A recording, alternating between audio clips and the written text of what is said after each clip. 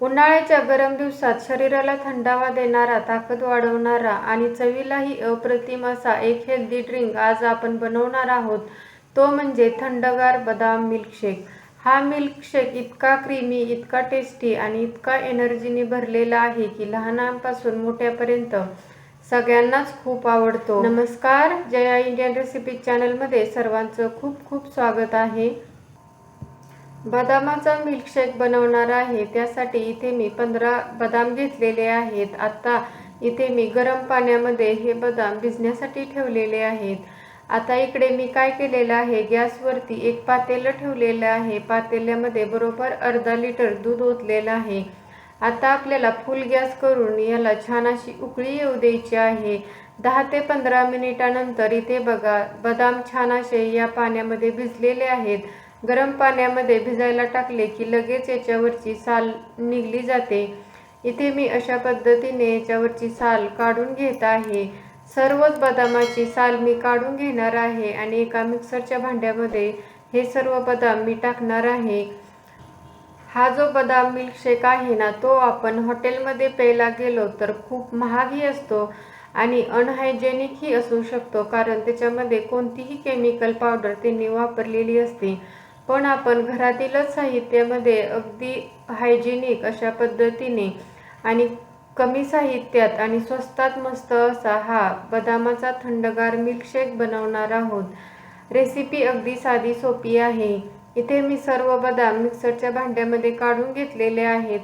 याच्यामध्ये अशा पद्धतीने इथे आपण पावडर बनवून घेतलेली आहे. पावडर बनवली आणि तशीच आपण दुधामध्ये टाकली तर त्याच्या गुठळ्या होतात, म्हणून आपल्याला आणखी 2 ते 3 चमचे याच्यामध्ये दूध टाकायचं आहे आणि पुन्हा एकदा आपली या बदामाची प्युरी छान अशी बनवून घ्यायची आहे. इथे मी छान अशी प्युरी बनवून घेतलेली आहे. तोपर्यंत इकडे बघा, दूधही आपलं छान असं उकळलेलं आहे. अशी दुधाला छान अशी उकळी येऊ द्यायची आहे. त्यानंतर पुन्हा एकदा आपल्याला काय करायचं आहे, हे दूध छान असं हलवून घ्यायचं आहे. याच्यावरती जी साय येते ना, ती साय व्यवस्थित या दुधामध्ये मिक्स करून घ्यायची आहे. तर बघा, मी अशा पद्धतीने पळीने हलवून घेत आहे, जेणेकरून आपल्याला या दुधामध्ये अशी साय नको आहे. साय या दुधामध्ये मिक्स करून घेतलेली आहे. त्यानंतर इथे मी बरोबर 5 टेबलस्पून म्हणजे 5 मोठे चमचे साखर घेतलेली आहे. साखर तुम्ही आवडीप्रमाणे थोडीफार कमी जास्त केली तरीही चालू शकते. साखर ही आपल्याला या दुधामध्ये छान विरघळून घ्यायची आहे. इथे साखर विरघळली की मी काय करणार आहे, जे आपण बदामाची प्युरी बनवून घेतलेली आहे ना, ती याच्यामध्ये टाकून घेतलेली आहे. आता ह्याच्यामध्ये प्युरी टाकल्यानंतर आपल्याला ही जे बदामाची प्युरी आहे ना, ती छान अशी मिक्स करून घ्यायची आहे. म्हणजे याच्यामध्ये जे बदाम टाकलेले आहेत ना, किंवा जी पावडर आहे ना, ती छान अशी याच्यामध्ये शिजली गेली पाहिजे. जर ती पावडर छान शिजली ना, तर याच्यामध्ये त्या बदामाची टेस्ट येते. इकडे मी तोपर्यंत काय करणार आहे, एका वाटीमध्ये आणखी 3 ते 4 चमचे दूध घेतलेलं आहे. हे दूध नॉर्मल टेम्परेचरचं घेतलेलं आहे. इकडे मी कस्टर्ड पावडर घेतलेली आहे. ही व्हॅनिला फ्लेवरची कस्टर्ड पावडर आहे. तुमच्याकडे जर ही कस्टर्ड पावडर नसेल ना, तर तुम्ही याच्याऐवजी कॉर्नफ्लॉवरही घेऊ शकता किंवा मग मिल्क पावडर जरी घेतली तरीही चालू शकते.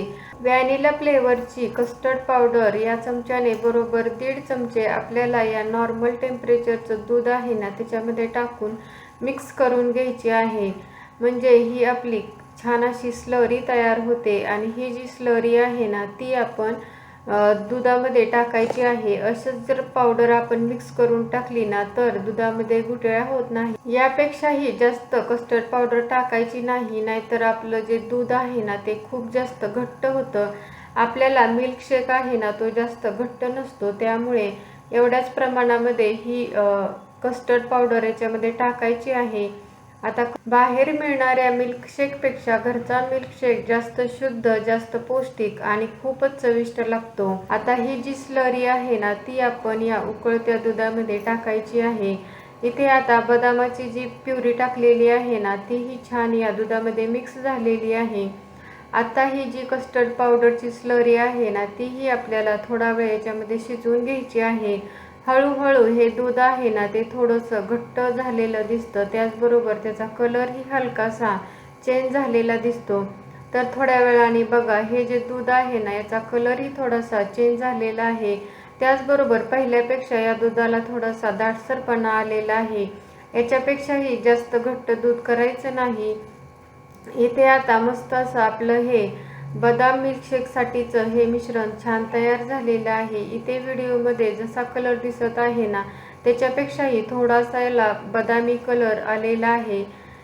आता या स्टेजला मी गॅस बंद केलेला आहे आणि आपण गॅस बंद केला की इथे मी काय केलेलं आहे, पाव चमचा याच्यामध्ये वेलची पावडर टाकलेली आहे. वेलची पावडर अशी शेवटीच टाकायची, म्हणजे याचा फ्लेवर आहे ना तो या बदाम मिल्कशेकमध्ये अगदी छान लागतो. आता वेलची पावडर ही मी व्यवस्थित गरम दुधामध्ये मिक्स करून घेते. तर बघा मस्त असं आपलं हे बदाम मिल्कशेकसाठीचं मिश्रण छान तयार झालेलं आहे. आता हे जे पातेलं आहे ना ते आपल्याला फ्रीजमध्ये ठेवायचं आहे. 2 ते 4 तास आपण हे फ्रीजमध्ये ठेवू शकतो. 2 तासामध्येही व्यवस्थित थंड होतं. तर इथे मी काय करणार आहे, हे जे पातेलं आहे ते मी फ्रीजमध्ये ठेवणार आहे. इथे मी 4 तासानंतर आता हे पातेलं बाहेर काढलेलं आहे आणि इथे बघा आपलं बदाम मिल्कशेक अगदी छान तयार झालेलं आहे. अगदी याची कन्सिस्टन्सी व्यवस्थित आहे. थंडगार बदाम मिल्कशेक तयार झालेला आहे. अगदी हॉटेलसारखा दिसत आहे. व्हिडिओमध्ये दिसत आहे ना त्याच्यापेक्षाही थोडासा याला डार्क बदामी कलर आलेला आहे. इथे आता मी सर्विंगचे 2 ग्लास घेतलेले आहेत. त्याच्यामध्ये हा तयार करून घेतलेला थंडगार बदाम मिल्कशेक सर्व करत आहे. इथे बघा कन्सिस्टन्सी ही अगदी परफेक्ट आहे आणि अगदी हॉटेलसारखाच तयार झालेला आहे. इथे आता मी गार्निशिंगसाठी थोडेसे बदाम कट करून टाकलेले आहेत, पिस्तेही कट करून टाकलेले आहेत. तर तुम्हीही अशा पद्धतीने घरच्या घरी हॉटेलपेक्षाही टेस्टी असा बदामाचा मिल्कशेक बनवू शकता. अशा प्रकारे अगदी सोप्या पद्धतीने आपला थंडगार क्रीमी हेल्दी बदाम मिल्कशेक तयार झालेला आहे. हा मिल्कशेक तुम्ही नक्की करून बघा. लहान मुलांसाठी, मोठ्यांसाठी आणि पाहुणे आले असतील तरीही हा एकदम परफेक्ट ड्रिंक आहे. उन्हाळ्यात शरीराला ताकद देणारा आणि थंडावा देणारा हा मिल्कशेक सगळ्यांनाच नक्की आवडेल. तुम्ही ही रेसिपी करून बघितली तर मला कमेंटमध्ये नक्की सांगा आणि व्हिडिओ आवडला असेल तर व्हिडिओला लाईक करा, फ्रेंड्स फॅमिलीबरोबर शेअर करा. तुम्ही जर चॅनलवरती नवीन असाल तर चॅनलला नक्की सबस्क्राईब करा. त्याच्या शेजारी जे बेल आयकॉन आहे तेही प्रेस करा, म्हणजे नवीन व्हिडिओचं नोटिफिकेशन भेटेल. व्हिडिओ शेवटपर्यंत पाहिल्याबद्दल खूप खूप धन्यवाद. पुन्हा भेटूया अशाच नवीन रेसिपी बरोबर. तोपर्यंत मस्त खा, हेल्दी रहा. नमस्कार.